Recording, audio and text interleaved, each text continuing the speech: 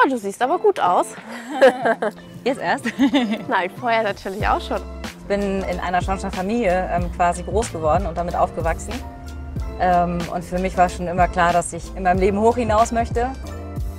Also nach wirklich Viertelstunde klopfen, klingeln und ja, der hat halt splitterfasernackt aufgemacht. Also Höhenangst dürfte man halt auch nicht haben. Nee. Hallo. Hallo. Schön, dich kennenzulernen. Hi, ich bin Deborah. Iris Dom von der Schornsteinfegerei Kahler. Wie ihr Alltag so aussieht und ob das Klischee stimmt, dass Schornsteinfegerinnen Glück bringen, das finde ich heute heraus. Also wir werden heute definitiv viele Stufen gehen. Ja, okay, gutes Workout. Mein damaliger Chef hat immer gesagt, eigentlich müsstest du mich bezahlen, weil du ja kein Fitnessstudio brauchst. Iris und ihr Team arbeiten in der Stadt Hannover als SchornsteinfegerInnen. Wenn sie in Altbauten Schornsteine kontrollieren oder reinigen, müssen sie meistens auf den Dachboden. So, und was machen wir jetzt genau? Also der Schornstein ist unbenutzt. Der Eigentümer, wie gesagt, hat uns gefragt, ob man den wieder in Betrieb nehmen kann. Das heißt, Ja, das Workout.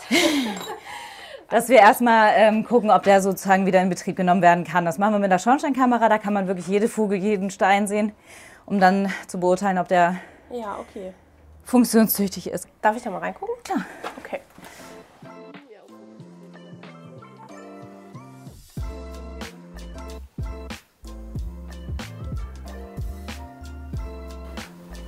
Da sehen wir natürlich jetzt ganz, ganz viele Spinnweben. Der Ja. Schornstein ist ja bisher unbenutzt.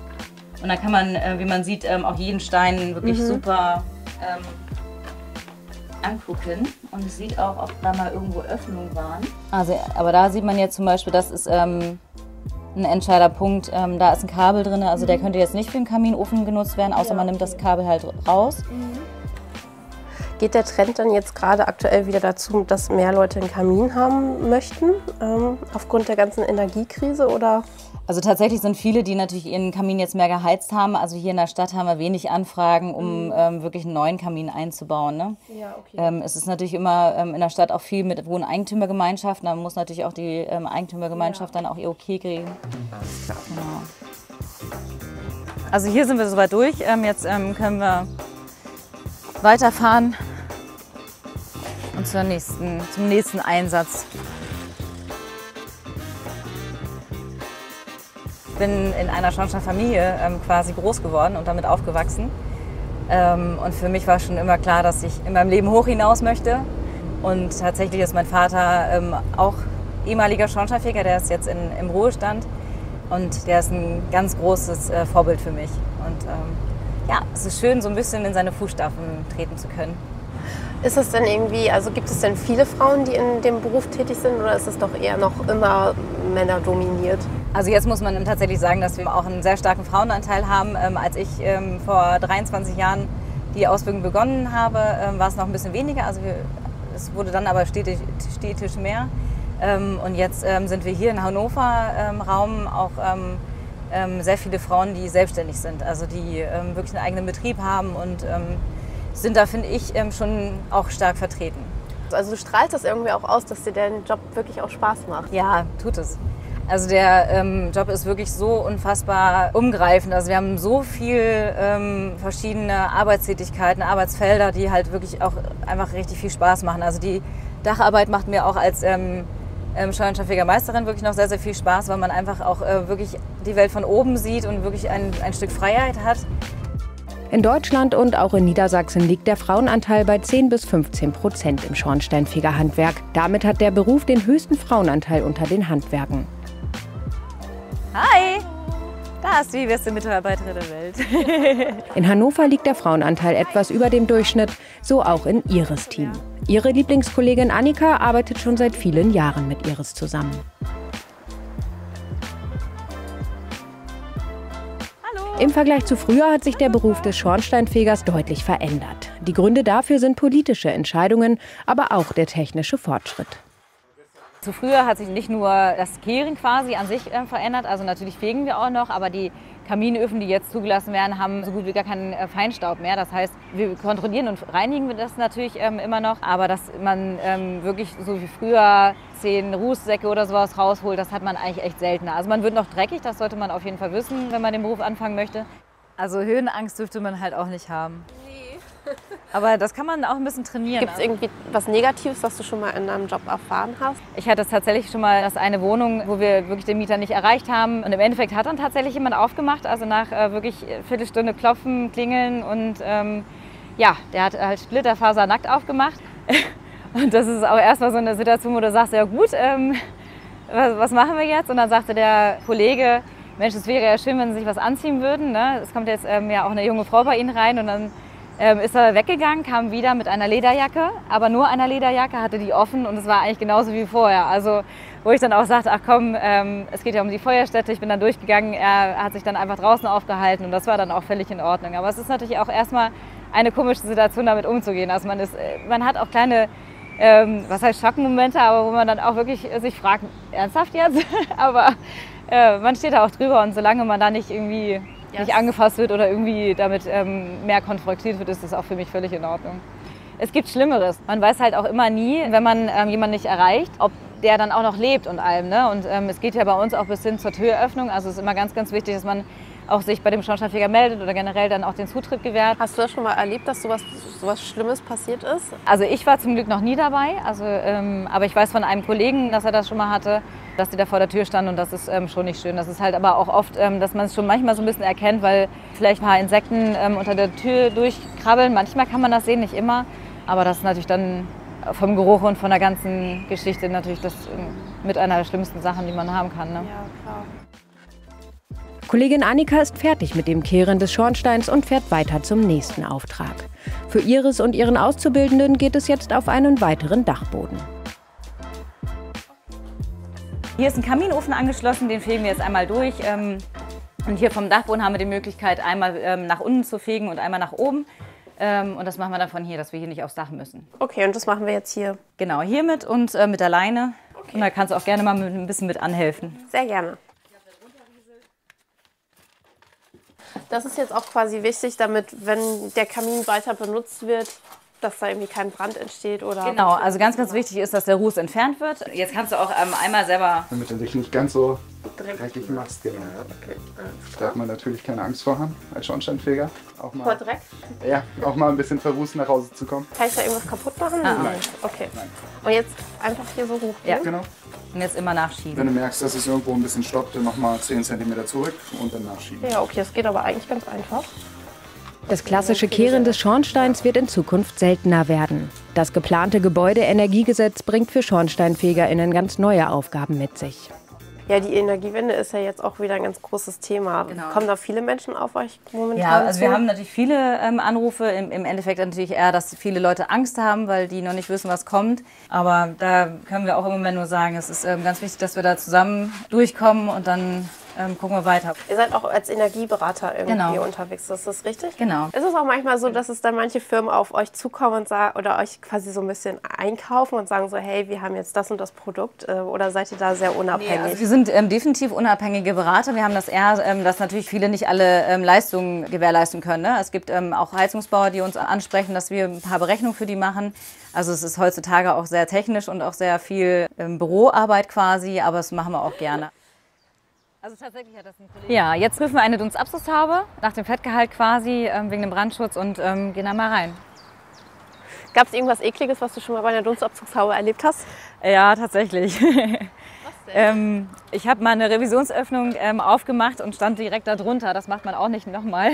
Und dann ist mir wirklich das ganze Fett ins Gesicht gelaufen. Das war wirklich eine nicht zu schöne Erfahrung. Also man passt in Zukunft immer auf. Solche Erfahrungen macht man nur einmal im Leben. Hallo. Im Endeffekt kontrollieren wir einmal im Jahr die Dunsthaube nach dem Zustand. Diese Filter müssen halt so auch zwischendurch gereinigt werden und dann sieht man halt diesen Fettgehalt. Ne? Das ist ja, Fett kann halt auch super schnell anfangen zu brennen. Aber hier sieht man, das ist ja alles blitzeblank. Kann man halt hier auch direkt die Weiterführung sehen. Da geht es dann lang. Dahinter ist noch der Motor. Und das ist immer ganz wichtig, dass das halt wirklich einmal frei ist, dass halt wirklich keine Brände stattfinden. Ne? Ja. Aber eigentlich sind wir dann auch hier schon so weit durch. Alles super. Das Schornsteinfegerhandwerk hat eine lange Tradition. Das wird auch immer noch bei der Berufsbekleidung deutlich. Ja, das ist unser Mundtuch. Wir nutzen das jetzt zwar nicht mehr als Staubschutz quasi, aber das gehört für uns dazu. Es ist halt auch nochmal, dass der Ruß da nicht so an den Körper kommt. Wofür ist der Hut da? Der Zylinder ist tatsächlich noch altertümlich quasi. Also das hat den Hintergrund, dass früher die Dächer, was heißt nicht so gut verschraubt wurden, aber viele Nägel haben da rausgeguckt und da haben die früher einen Zylinder getragen, dass wenn die den Kopf irgendwo gegengestoßen haben, dass die Nägel quasi von dem Zylinder aufgefangen wurden. Und das ist geblieben. Oh, du siehst aber gut aus. Jetzt erst? Nein, vorher natürlich auch schon, aber achso, und das sind dann wahrscheinlich die, darf ich jetzt mal, also das sind die, wo die Leute dann auch wirklich dran drehen, ne? Ja. Mhm. Na, das macht auch schon was her, finde ich, das Outfit.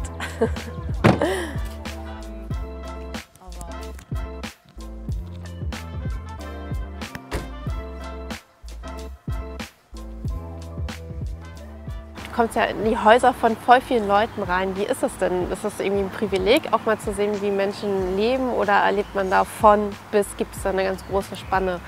Ja, definitiv. Gerade in der Stadt haben wir wirklich alles. Wir haben wirklich große, pompöse Wohnungen. Wir haben auch kleine und auch wirklich sehr spartanische Wohnungen. Aber natürlich auch Lebensumstände, die man manchmal vielleicht auch, was heißt bemitleidet, aber dann natürlich, ja, wo es einem auch manchmal schwerer fällt, irgendwie zu gehen, weil man auch natürlich immer so einen Hilfewunsch hat. Aber es ist natürlich schon, dass wir auch viel erzählt bekommen. Die Leute nehmen uns auch oft als Gesprächspartner quasi an, erzählen uns total viel und es ist ein wichtiger Bestandteil von unserer Arbeit, dass wir auch für die da sind. Also quasi bringt ihr den Menschen dann auch ein wenig Glück, wenn ihr da ankommt? Manchmal.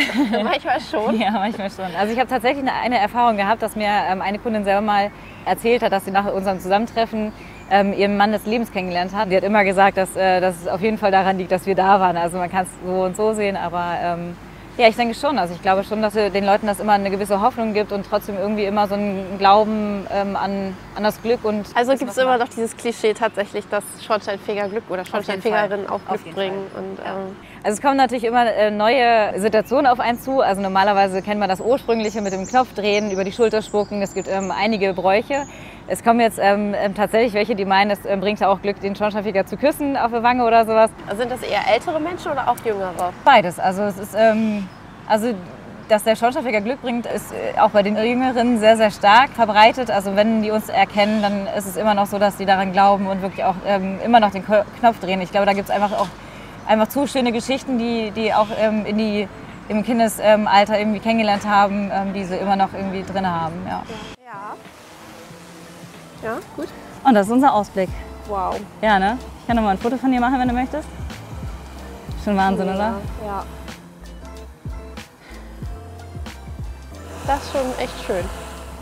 Magst du den aufsetzen? Ja.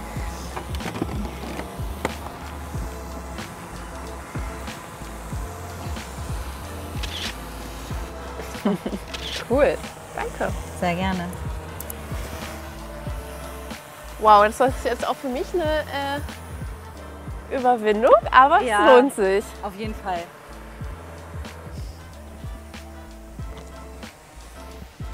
Achso, ja, da müssen wir wieder hin, ne? Genau. Okay. Also man darf natürlich nie, aber das mit allen Dingen so nie den Respekt verlieren. Ja. Also man sollte immer, ob es jetzt Motorradfahren ist, aufs Dach zu steigen, sollte man immer wieder aufs Neue sich im Bewusstsein haben, dass man immer vorsichtig ist. Man kann sich hier festhalten und immer schön so ein bisschen, dass du schon mal immer guckst, dass du so ein bisschen Festigkeit drin hast. Ne? Also man sollte immer irgendwo so einen Punkt haben, dass man sicher ist. Ne? Ja, okay. Und dann am besten jetzt mit dem rechten Fuß zuerst. Ja, man muss schon ein bisschen gelenkig sein. Ne? Ja.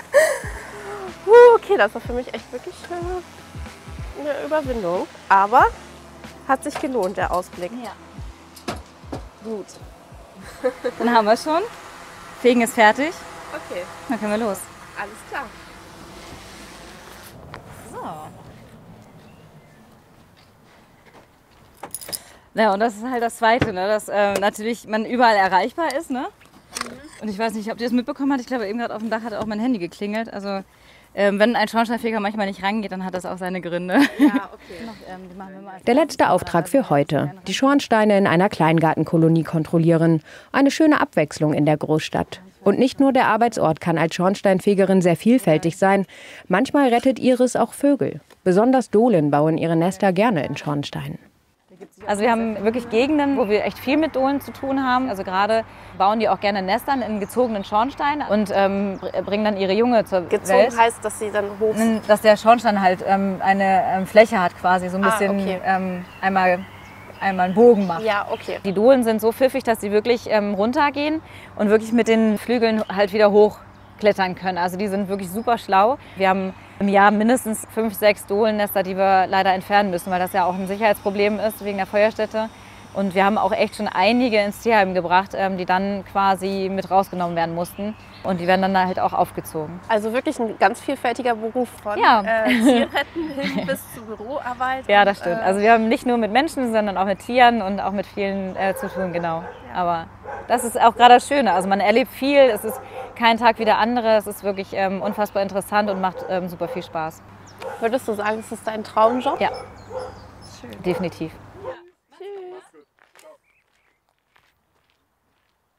Mein Tag mit Iris ist jetzt zu Ende und ich muss sagen, dass der unfassbar vielfältig war und ich total viele Eindrücke mit nach Hause nehme.